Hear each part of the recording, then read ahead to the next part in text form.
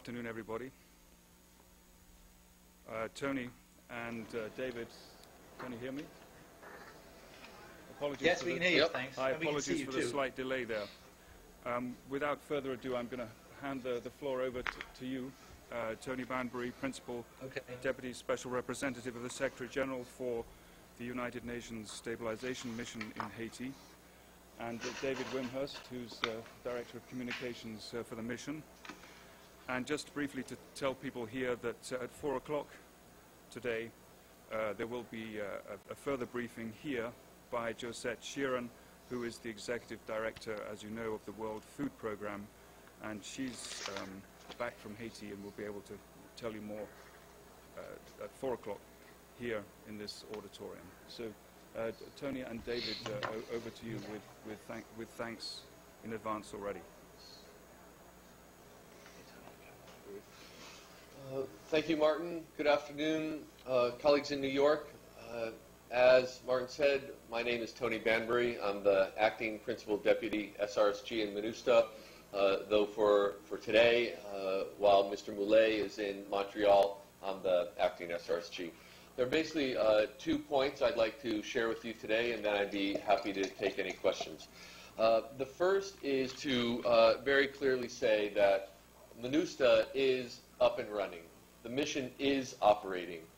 It suffered a horrible blow. The leadership, we lost our leadership, we lost our headquarters, we lost a terrible number of staff, but we have reconstituted the mission, and it is fulfilling its primary responsibilities. We have brought more staff in, we have reconstituted structures, created new ones where necessary, and created a new headquarters. We are working well with partners, aid partners, government partners, the Haitian government that is, as well as international organizations, international military. We have very rapidly built up the capacity we need to carry out our priority functions.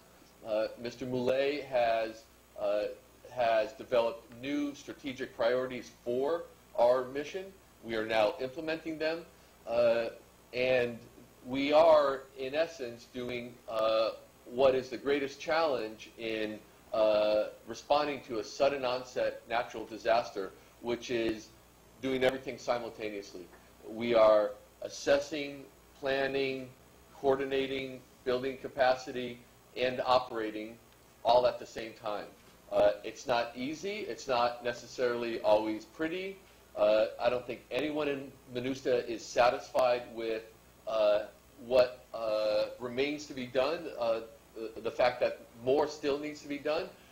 We are very committed to continuing building up our capacity and expanding our operations. We certainly know much more needs to be done, and we are putting in place the capacity to do that. But we have achieved a very significant operational capacity on the ground less than 13 days after the earthquake.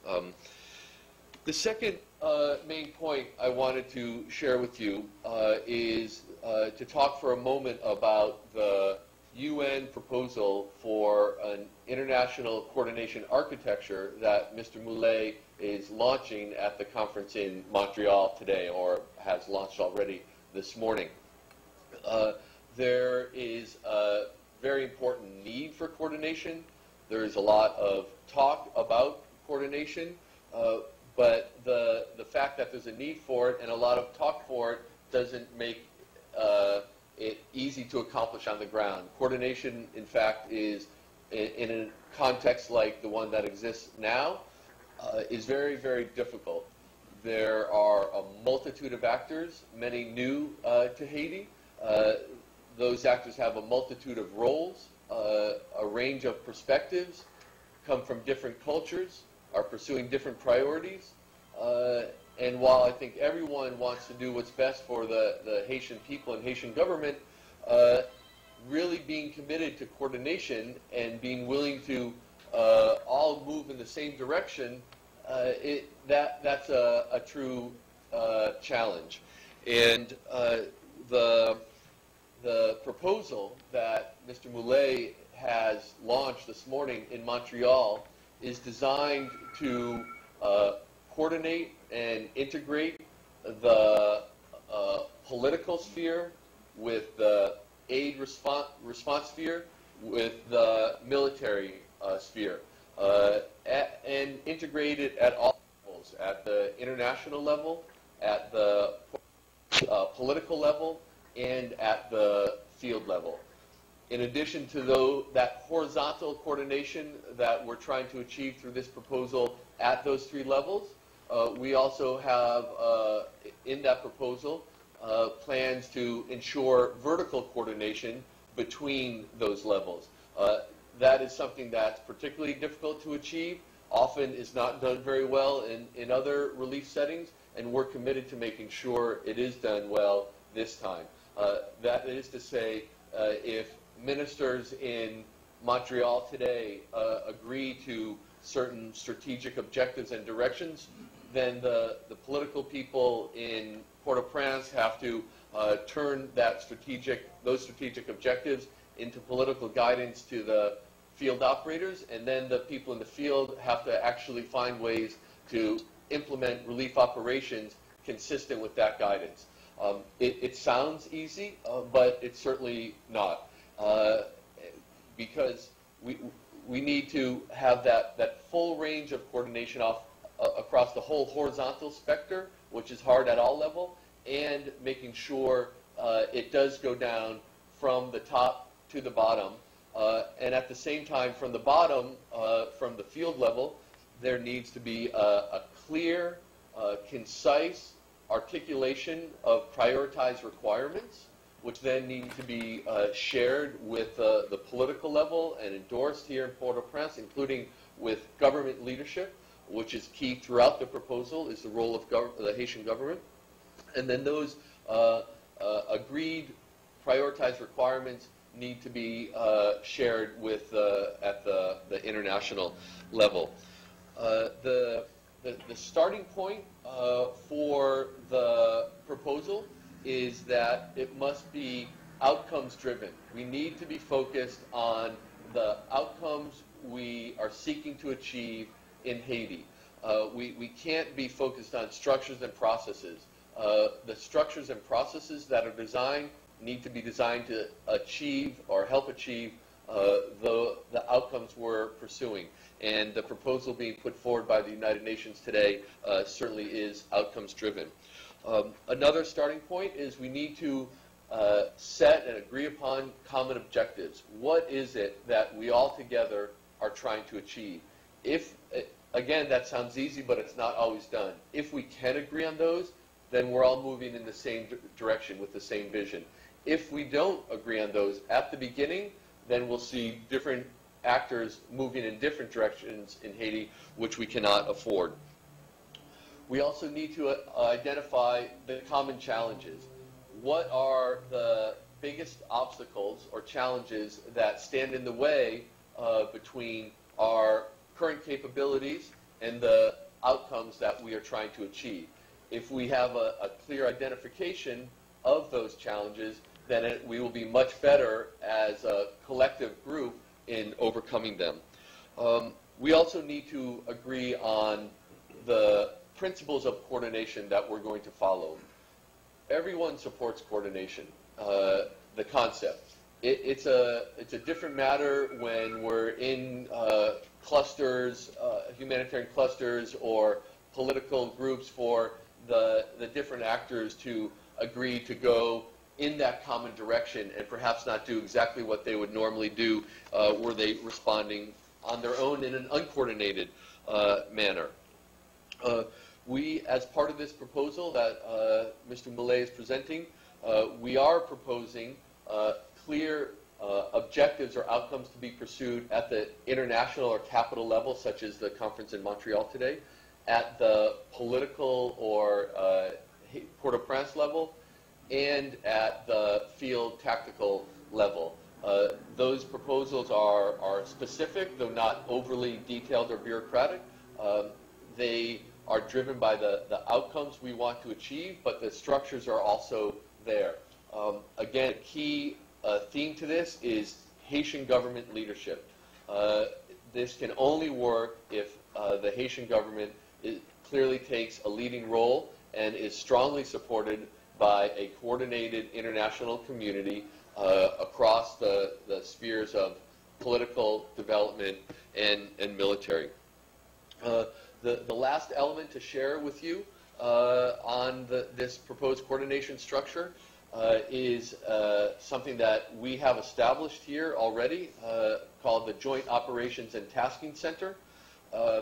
This is a critical component of the coordinational structure, only one component, but a critical one to ensure that the actual operational activities of the main actors on the ground are implemented in a fully planned, coherent, and coordinated manner.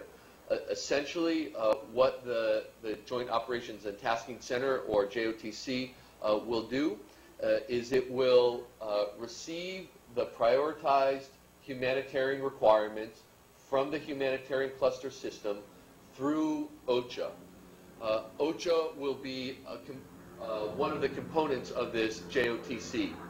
The other components will be MINUSTAH military, MINUSTAH police, and the MINUSTAH civilian support component, the logistics capabilities of the mission. Also, members of the JOTC will be the United States military and the Canadian military.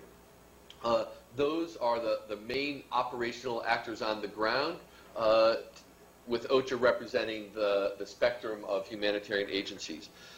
OCHA will bring the humanitarian requirements into the JOTC.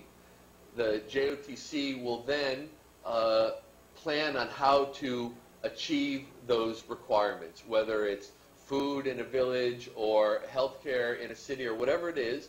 They will all together plan how to achieve them, and in that JOTC, all the capabilities we have to we can bring to bear are represented there between the U.S. and Canadian military, MINUSTAH, and the humanitarian agency. So they can decide how to allocate those operational capabilities to achieve the desired humanitarian outcomes. It's indispensable to have such an integrated center. That activity has been occurring already. It's not as if it hasn't, but now we're going to do it in a much more structured, deliberate, planned, coherent manner. The JOTC will officially start functioning tomorrow, following Mr. Millet's creation of it. An acting director has been appointed by the SRSG.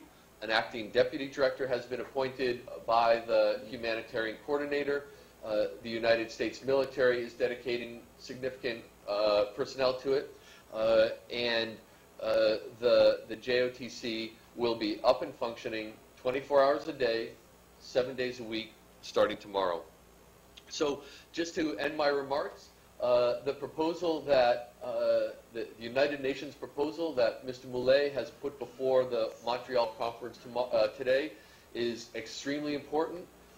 We believe it offers the best hope to really bring together all the actors involved at the political level, in the humanitarian sphere, the strong military capabilities that are here. That is the proposal that's going to bring the international community together at the different levels to deliver the relief outcomes that the international community expects, the Haitian people desperately need, and the United Nations is strongly committed to. So thank you for your attention, and I'm happy to take questions.